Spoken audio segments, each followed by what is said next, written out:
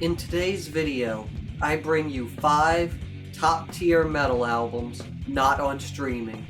Let's get right into it. For fans of the channel, this first one will come as no surprise. Knee Deep in the Negative by Abuse. Released in the year 2000, this was the band's second and final album, serving as a follow-up to their 1997 debut, A Sunday Morning Killing Spree. Abuse was a death metal band originally from Mississippi that eventually found a home within the legendary New Orleans sludge scene, thanks to a sound that ranges from fast chaotic blast beats to slow and sinister doom, often staying in a sludgy middle ground.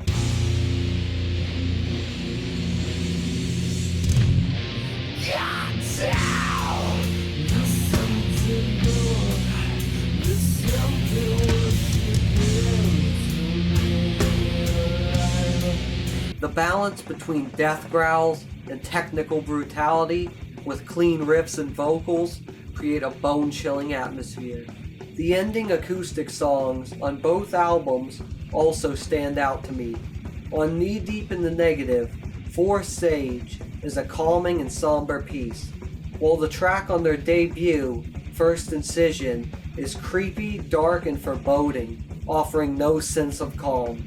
Because of the growing interest in sludge metal over the years, especially anything connected to New Orleans, good luck finding a copy of either. I remember back in 2020 when there were 50 copies of A Sunday Morning Killing Spree on Discogs for just $5 each. Then it became 5 for $50 each. And last I checked before filming this, none at all. Meanwhile, a copy of Knee Deep in the Negative sold on eBay this January for over $500. Thanks to a fan upload, A Sunday Morning Killing Spree has been available on Spotify for the last few months. I suspect Knee Deep will follow, but for now, still remains one of the absolute best death metal albums not on streaming platforms. Trust me, Abuse is definitely getting a video of their own on here. Continuing with more death metal, this next EP remains a relatively hidden gem, The Breathless Waiting by Swollen. Hailing from Denmark, Swollen was a short-lived band formed by ex-members and future members of Iniquity. The Breathless Waiting was the band's only proper release before eventually dissolving. Several riffs and ideas would later evolve into material that would appear on Iniquity's 1999 classic, 5 Across the Eyes. With this short 3-song EP, Swollen has developed a small underground cult of listeners, not because of a polished production job, but because of a technical, yet groove-driven sound considered ahead of its time.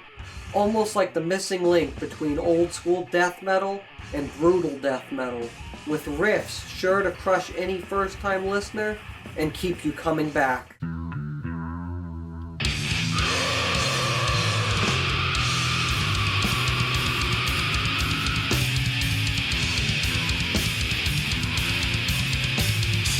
And let's be honest, a lot of people probably first clicked on The Breathless Waiting because of the cover art alone. Unforgettable, up there with albums like Megalodon by Guttural Slug and Trample the Weak, Hurdle the Dead by Skinless. Even with receiving a CD reissue in 2021, the band still can't be found on streaming platforms. If you're a fan of Infant Slug, there's a chance you'll dig Swollen as well. And if you'd like to learn more about the band, I highly recommend checking out the YouTube channel Inane and their video covering the history of Swollen. The reason I chose this next band wasn't just because they're another obscure Danish band from the exact same era as Swollen, but because interestingly enough, both also feature shark-themed cover art. This is State of the Art by Facelift, released in 1997. But where Swollen was as brutal as it gets, Facelift took things in a completely different direction. Formed by members of the death metal band Conquera After splitting from the band in 1996, Facelift took that old school death metal foundation and fused it with thrash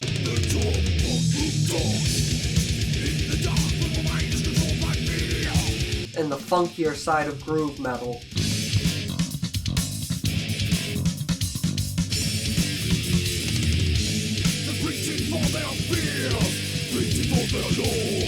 As well as dynamic songwriting, drifting into doomier and melodic passages.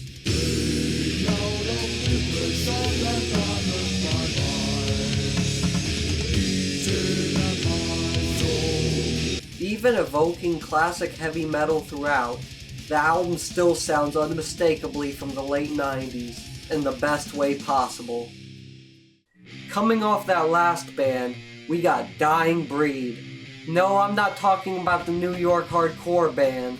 I'm talking about the crossover thrash turned death metal band from Torrance, California, and their 1994 debut, Repressed But Not Extinct. Dying Breed were one of those deeply underground bands that almost became much bigger than they did.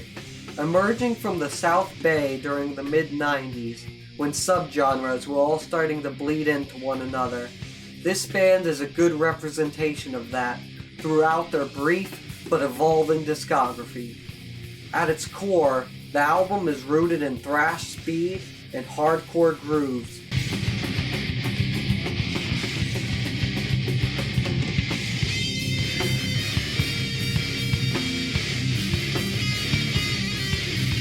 And traces of death metal, which they would lean more into in subsequent releases.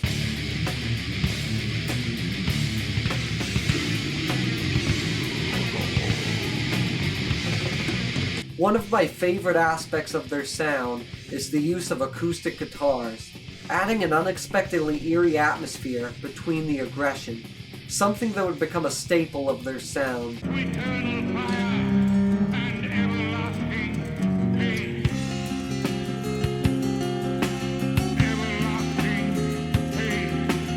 The album even features a completely unhinged cover of Hotel California by the Eagles, which somehow manages to turn one of the most recognizable rock songs ever into something not even your parents would recognize. I know the title of this video says 5, but we're gonna have to make it 6, cause I gotta use this opportunity to tell you about Dying Breed's magnum opus, Fleshflower, released in the year 2000. One of my favorite death metal albums from that year, alongside Abuse Knee Deep in the Negative and the 13th Table by Demise. Fleshflower takes the foundation of the band's earlier material and pushes it fully into something undeniably brutal. The riffs are heavier, the production is darker, and the vocals have evolved from hardcore shouts into guttural growls. It's absolutely disgusting in the best way possible. The album stands out though for how weird and unpredictable it is. The riffing shifts into strange patterns with intentionally unconventional drumming. Songs start and stop without warning, with industrial and ambient passages appearing out of nowhere. But despite all of this experimentation, the album never loses its sense of groove or brutality. From the opening PS1 startup sound, I knew I was in for something good. Then came the turntable scratching, which drops into this brutal groove before coming to an abrupt halt, suddenly giving way to an unsettling, atmospheric soundscape.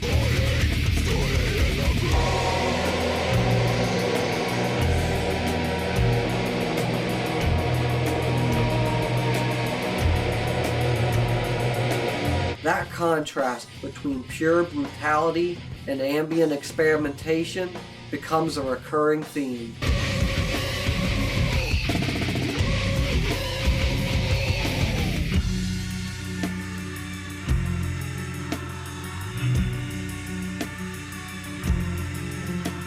By the release of Fleshflower, Dying Breed had built a serious underground reputation, sharing stages with bands like Cannibal Corpse and Suffocation, with their debut album being reissued by Relapse Records. Dying Breed was also featured in a number of anime film trailers in the late 90s, which honestly feels weirdly ahead of its time considering how common anime and metal culture is today. Yet despite all of this momentum, the band never secured a permanent record deal before disappearing completely. Everything about Fleshflower just hits for me. The weight of the riffs, the strange experimentation, the unsettling atmosphere, all of it. It's one of those albums that genuinely feels overlooked, and I can only hope more people come to appreciate it as much as I do.